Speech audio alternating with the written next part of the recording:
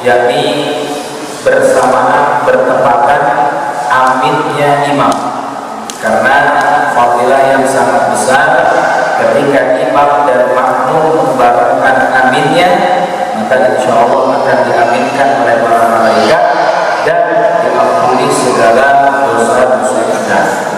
Kemudian sunnah berikutnya al-jahru bil amin fil jahriyah, mengeraskan dengan ucapan amin dalam sholat-sholat yang jahar, yaitu sholat maghrib, sholat isya, dan juga sholat subuh. Kalau zuhur dan asar tidak terdengar, maka aminnya hanya untuk terdengar diri kita sendiri saja. Sunnah berikutnya, habis waladhdallin, sebelum amin ditambahkan rabbil firli wa liwalidayya wa jami'il muslimina amin. Nah itu sunnahnya. Sekarang sudah ada pertanyaan, Ustaz, sebelum amin boleh ditambahin nggak? Mau singkat rabbil firli amin boleh, rabbil firli wa liwalidayya amin boleh, tambahin lagi yang lengkap rabbil firli wa liwalidayya wa jami'il muslimina amin. Tidak sampai wa jami'il muslimin aja, nggak usah sampai wa jami'il muslimin wa muslimat wa mu'minin wa mu'minat amin jangan, wa jami'il muslimin aja. Itu sebenarnya kayak gitu ya, karena kita menyertakan doa untuk diri kita, menyertakan doa kedua orang tua kita, dan menyertakan doa seluruh muslimin dan muslim. Ini fadilahnya luar biasa. Sebab kenapa? Ada dalam salah satu riwayat hadis, kalau kita berdoa porsinya lebih banyak untuk orang lain, lebih banyak muslimin dan muslimah, maka kita akan mendapatkan pahala sebanyak muslimin dan muslimah saat itu. Hitung saja presentasi jumlah muslimin, mukminin, orang Islam di dunia ini saat ini yang hidup ada berapa? Makanya kalau doa jangan sampai kita lupakan ya. Minimal setelah kita doa rabbil firli wa liwalidayya warhamhuma kama rabbayani shaghira wa li jami'il muslimin wal muslimat wal mu'minin. Banyak doa untuk orang lain. Nah ini sunnah ya. Bahkan tidak hanya di dalam sholat, di luar sholat juga disunahkan. Itu dimaktubkan, dituliskan dalam hasyiah i'anatul talibin ya, dalam syarah Fathul Mu'in di khabar Hasan dengan berita yang baik kedudukannya, bahwasanya Rasulullah SAW setelah mengucapkan waladhdallin, beliau membaca rabbil firli amin. Kalau Rasulullah bacanya rabbil firli amin, ditambahkan sama ulama wa liwalidayya wa jami'il muslimin amin. Nah jadi jeda yang tadi setelah waladhdallin di sini bisa kita gunakan untuk membaca doa itu. Wa inal maghdubi 'alaihim waladdallin. Rabbil wa liwalidayya wa jami'il muslimin. Amin. Yang sekarang. Ya, baik. Kemudian as-sukut baina amin wa surah. Diam juga antara amin dan surat sebelum imam atau makmum, imam khususnya dalam sholat berjamaah, setelah amin sebelum membaca surat, maka itu disunahkan untuk diam ya, disunahkan untuk diam. Bahkan ulama menghitungnya diamnya ini adalah diam yang lama ya, diam yang lama. Kenapa? Karena memberikan kesempatan bagi makmum untuk membaca surat Al-Fatihah. Makanya kalau kita lihat imam habis waladhdallin mau baca surat, diam dulu. Itu dia dari amalan sunnah yang memberikan kesempatan makmum untuk baca surat Al-Fatihah. Yang baik seperti itu. Imam membaca surat Al-Fatihah, makmum mendengarkan. Amin bareng-bareng imam dan makmum. Kemudian imam berdiam sejenak untuk memberikan kesempatan makmum baca Fatihah. Barulah si imam membaca surat dan makmum mendengarkan surat. Kalau ada yang bertanya, makmum sunnah nggak ada surat? Enggak. Dalam sholat jahriyah ini nggak disunahkan membaca surat. Dengerin aja suratnya imam. Koreksi nanti di sini ada dalam sunnahnya seperti ini. Ayutil imam as-sukut baina amin wa surat fi shalat al-jahriyah.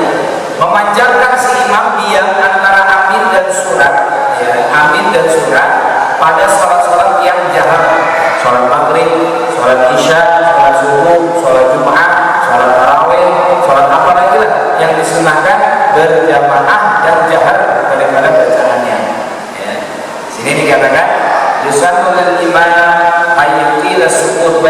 in alima annal ma'mum yaqra'u Fatihah fi hadhihi saknah. Tapi di taksis kata ulama, imam mengamalkan ini kalau memang tahu bahwa si makmum baca surat Al-Fatihahnya itu setelah imam baca surat Fatihah. Berbeda kalau kita sudah yakin makmum itu membaca surat Fatihahnya berbarengan dengan imam. Kan ada juga orang yang kadang baca Fatihahnya bareng sama imam. Ini juga sebenarnya kurang bijaksana. Ya, kita tetap mengambilnya yang pertama.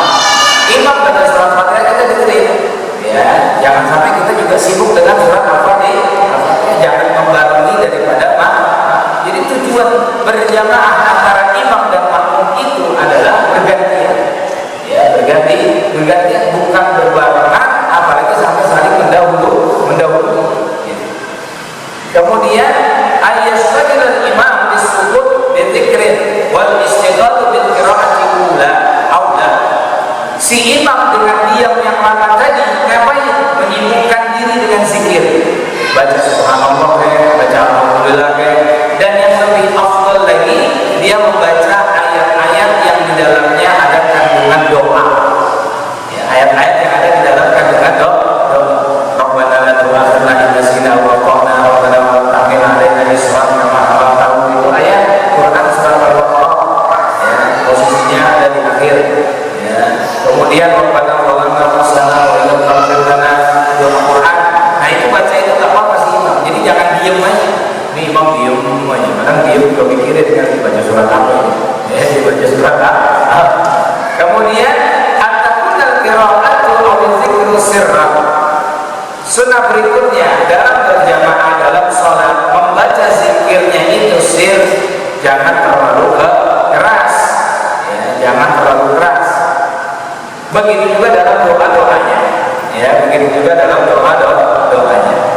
Kemudian sunnah berikutnya mura'atu tartibil mushaf bima yaqra'u minal Qur'an fi hadzal sukut wa ma yaqra'u ba'dal Fatihah.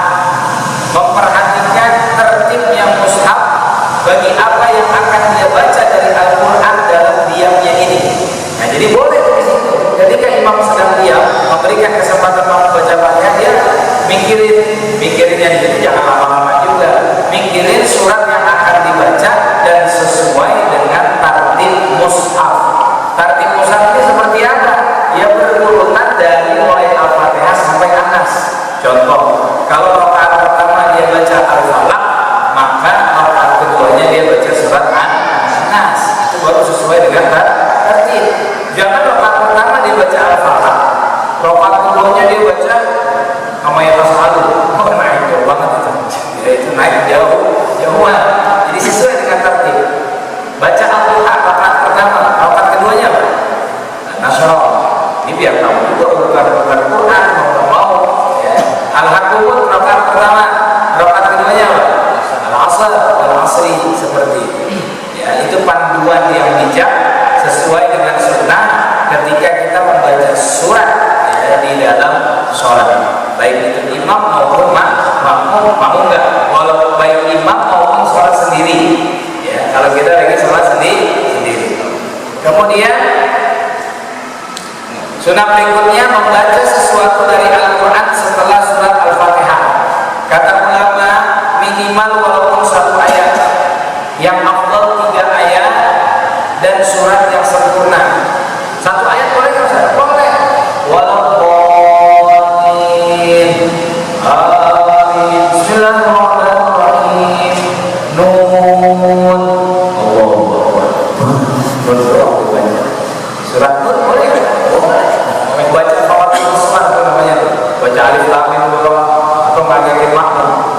Bismillahirrahmanirrahim. Yasin. Udah buset. Lapar banget tadi ya. Habis Yasin dari rukuk langsung ya. Boleh. Ya boleh. Tapi paling acak-acak makmum. Boleh sampai iya kanan dulu. Ada yang sampai kita suratul mustaqim. Ada yang buat Ar-Rahman Ar-Rahim, ya kan? Jadi membaca sesuatu dari Al-Quran setelah surat Al-Fatihah. Ayyakuna ghair Al-Fatihah. Hendaknya selain dari surat Al-Fatihah. Maksudnya apa? Lau karrar Al-Fatihah fa innaha la tujzi'uhu.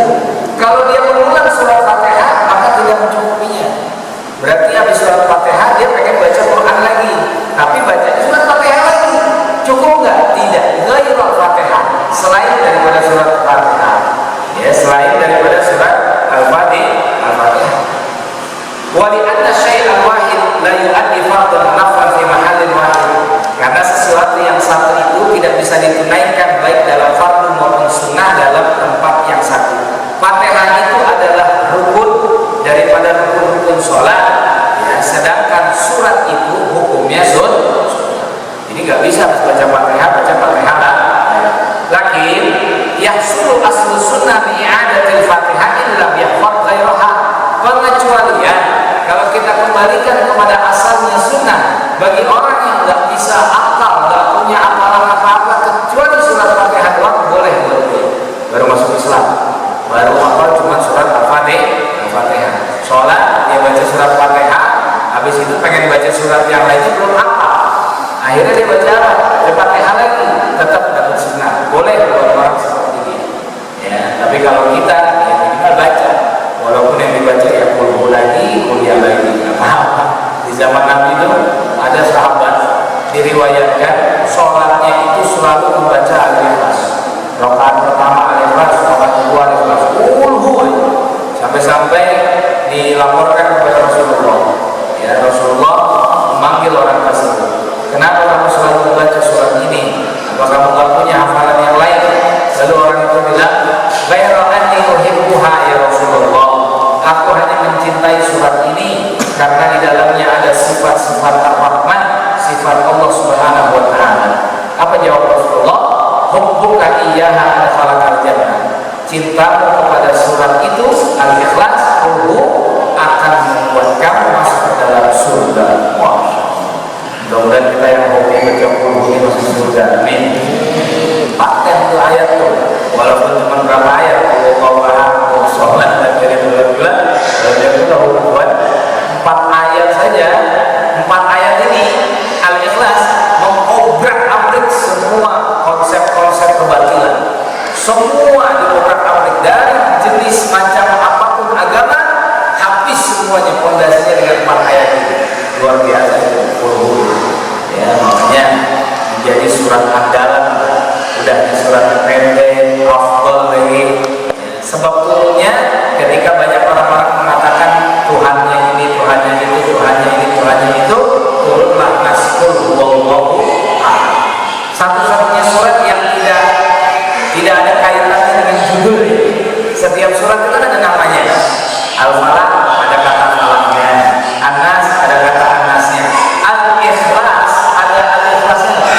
Nah, dari awal Al-Quran dan Sobat sampai akhirnya ada kata baik. Jadi membaca surat selain daripada surat-surat Al-Fatihah. Sunnah berikutnya ayat Quran salasa ayatin fa'aksar, membaca 3 ayat atau lebih. Membaca 3 ayat atau lebih. Antakuna qiraatul Quran ba'da al-Fatihah fi subhi wal awlayani min sa'ir salawat illa al-ma'mum idza sami'a qira'ata imamihi. Hendaknya membaca Al-Quran setelah Fatihah, membaca surat-surat pendek pada sholat subuh, sholat maghrib dan isya, dan semua sholat-sholat kecuali si makmum tidak mendengar bacaan imam. Contoh, walaupun sholat maghrib mati lampu, ya, mati lampu, makmum banyak, imam baca Fatihah nggak kedengeran, baca surat nggak kedengeran. Nah, kita makmum yang berada di jauh di sana, itu kita tetap disunahkan untuk membaca surat bagi yang tidak mendengar imam. Seandainya, maka di sini dikatakan idza sami'a qira'ata imami, apabila dia mendengar bacaan daripada imam. Kalau nggak mendengar, ya udah berarti sunnah, kembali lagi pada asalnya membaca surat itu hukumnya adalah sunnah. Seperti itu. Kemudian ayasami al-maqum li qira'ati imami, hendaknya makmum memperhatikan istima', ya, istimanya artinya memperhatikan, bukan sekedar mendengar, ya, bacaan daripada imamnya benar atau tidak, fasih atau tidak. Kalau ada kesalahan dalam membaca surat, bagaimana salatnya? Tetap sah. makmum wajib untuk menegurnya atau membetulkannya. Membetulkannya ya langsung dibetulkan, jangan pakai subhanallah tambah keter imamnya. Baca surat Al-A'la sampai hisma rabbika a'la sampai kepada fadzakir, diberhenti dulu. Fadzakir subhanallah, fadzakir subhanallah, maaf subhanallah doang. Terusin inna fa'atul dzikra, inna fa'atul dzikra. Jadi menegurnya itu dengan langsung membetulkannya, ya, bukan pakai subhanallah. Subhanallah itu kalau lupa dalam gerakan, ya, kalau lupa dalam gerakan baru boleh. Qul ya ayyuhal kafirun la a'budu wa la a'budu wa la a'budu wa la antum wa la ana wa la antum wa la ana subhanallah wa la antum wa la ana. Oh, balik saja. Apa surat ini? Lampu dinukum walau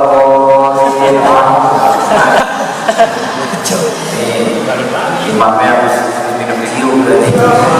Zaman dulu kan gitu, homernya belum diharomin. Ya, sebelum sholat kita homer dulu baca surat Al-Kafirun, ulang balik sudah kelar-kelar. Kan ribet di sini. Ya, walau artinya itu ada dua. Walau artinya pasang kali saja. Baik. Kemudian ayat dia masbuk as-surah fi ma ya'ti ba'da salati imami idza lam yudrik aqiqatahu ma'ahu. Si masbuk, makmum masbuk mengqadha bacaan surah pada apa-apa yang datang setelah salatnya imam apabila dia tidak mendapatinya bagi sesuatu yang pantas bersama imam. Baca surat itu hanya disunahkan pada 2 rakaat pertama saja.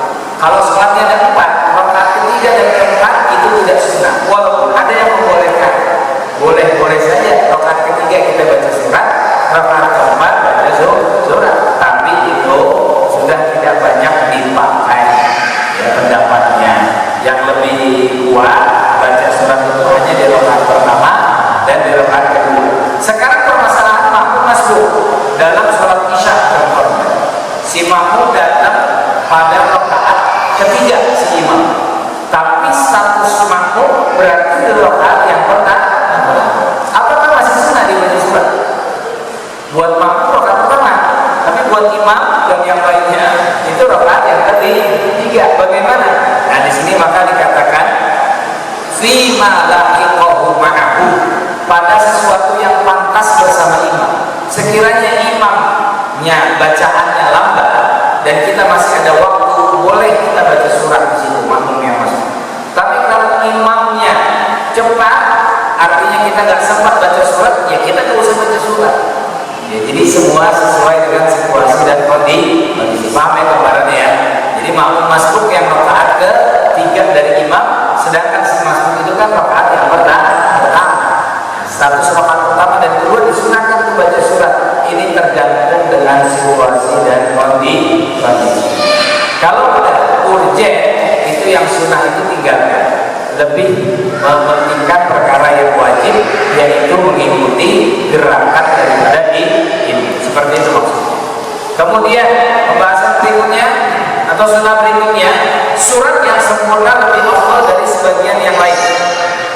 Surat yang sempurna apa? Yang tuntas dari awal sampai akhir. Ya surat-surat pendek. Ini yang kemarin pertanyaan dari Habib Isa. Ya, kalau orang baca surat Al-Baqarah, gimana hukumnya? Boleh, pahalanya banyak. Sama orang yang baca Al-Ikhlas, boleh, dan dia lebih afdal. Yang baca banyak, yang baca panjang, pahalanya lebih banyak, tapi tidak afdal. Yang baca pendek tapi sempurna suratnya, dia lebih afdal. Pahalanya banyakkan dia, afdalan dia, seperti itu. Jadi bijak dua-duanya. Ya, tapi tetaplah ulama-ulama fikih lebih memilihnya, menganjurkannya kita yang kedua, mengambil surat-surat yang sempurna, ya, Al-Ikhlas, Al-Asr, segala macam. Kemudian sunnah berikutnya al-basmalah liman ibtada'a min asna'i surah dari surat Al-Baqarah. Kalau seseorang mau membaca pertengahan surat, sunnah baca bismillah enggak? Ini khilaf, banyak perdebatan di antara ulama. Tapi kalau di sini dimasukkannya tetap disunahkan baca basmalah. Ada sebagian yang tidak. Walaupun amin.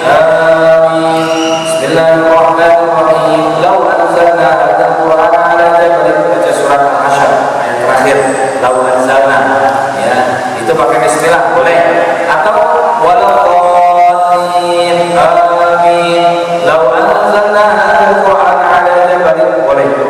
tanpa memakai basmalah. Yang paling penting jangan memakai basmalah di awal surat At-Taubah. Di awal surat At-Taubah. Kenapa? Haram. Sebagian ulama kata Imam Nawawi, sebagian lagi mengatakan makruh, sebagian lagi mengatakan makruh. Lalu kalau di pertengahan surat At-Taubah gimana? Baca bismillah juga atau tidak? Di pertengahan daripada surat At-Taubah. Nah, di sini wafil basmalah fi awal suratil bara'ah wa asnaiha khilaf masyhur. Tukrahul basmalah fi awaliha tudab.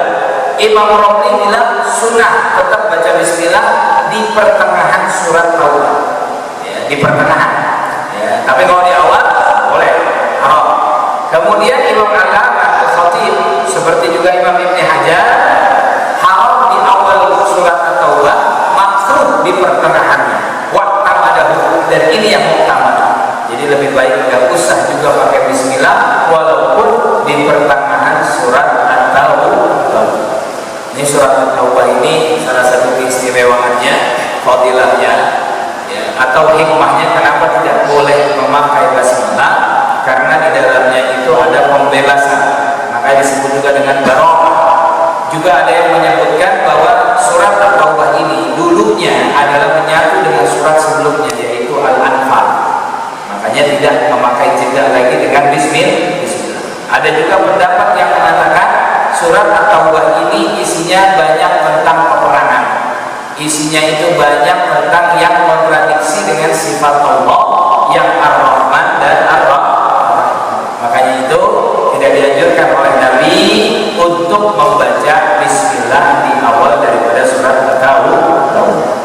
Ada pernah saya baca orang yang gila, benar-benar gila, ya, hilang akalnya dia, dibacakan diruqyah dengan surat At-Taubah di atas kepalanya itu fabaria sembuh. Ya, itu satu merasa surat At-Taubah. Mungkin kalau ada orang gila, ruqyahnya pakai At-Taubah, nggak tahu sembuh. Tapi kalau dalam cerita riwayat pernah ada yang sembuh dari gilanya ketika diruqyah dengan bacaan surat At-Taubah. Al-Quran ini maha dahsyat. Ayat-ayatnya itu masya Allah. Ada ayat-ayat untuk menyiksa jin. Ya, ayat-ayat takzib, ayat penyiksaan buat jin khusus. Jadi jin kalau dengar ayat-ayat tersebut bakar, arif aja gitu. Nah, itu surat At-Taubah itu salah satunya juga. Baik. Kemudian sunnah berikutnya tatwil qira'at raka'ah ula 'ala tsaniyah, memanjangkan rakaat yang pertama atas rakaat yang kedua. Ini sunnah nih. Ya. Makanya pilih surat yang berurutan, yang rakaat pertamanya itu lebih panjang, rakaat keduanya itu lebih pendek. Contohnya apa? Dalam sholat isya misalnya, rakaat pertama dia baca Ad-Duha, rakaat keduanya dia baca Al-Nasr. Ad-Duha sama Al-Nasr panjangan mana kira-kira? Panjangan mana? Ad-Duha pas berarti. Ad-Duha rakaat pertama, Al-Nasr rakaat kedua. Maghrib baca surat Al-Haqqut At-Takatsur, rakaat keduanya membaca Al-Asr wal Asr. Al-Haqqut sama Al-Asr panjangan mana? Panjangan Al-Haqqut, panjangan Al-Haqqut. Al-Asr cuma 3 ayat doang. Al-Asr innal insana lafi khusr illa alladziina aamanu wa 'amilus shalihaat wa tawassaw bil haqqi wa tawassaw bis sabr. 3 ayat. Sama kayak surat Al-Kautsar. Inna a'tainaka al-kautsar fasalli li rabbika wanhar inna syani'aka huwal abtar. Itu kalau ikut yang di sini udah cukup baca itu afdal, baca Al-Kautsar. Oh, jadi banyak fansnya imam kalau sering baca kayak gitu. Ya, kenapa? Cepat. Ya. Apalagi terawih.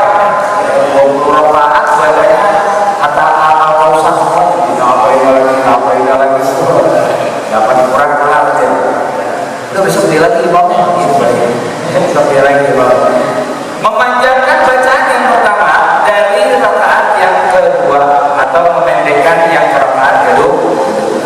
Kalau Rasulullah bacanya gimana? Beragam, banyak riwayat, dan terkadang ini yang dipakai juga. Itu untuk sholat berjamaah. Tapi kalau dalam sholat sendiri, dalam sholat malam bagi Nabi kita Shallallahu Alaihi Wasallam itu rakaat pertama tahajud, sholat malam baca Al-Baqarah. Rakaat keduanya apa? Rakaat ketiganya apa? Nisa. Rakaat keempatnya Al-Maidah. Kayaknya sholat 2 jam. Buat kita ya 2 jam, buat Nabi cepat.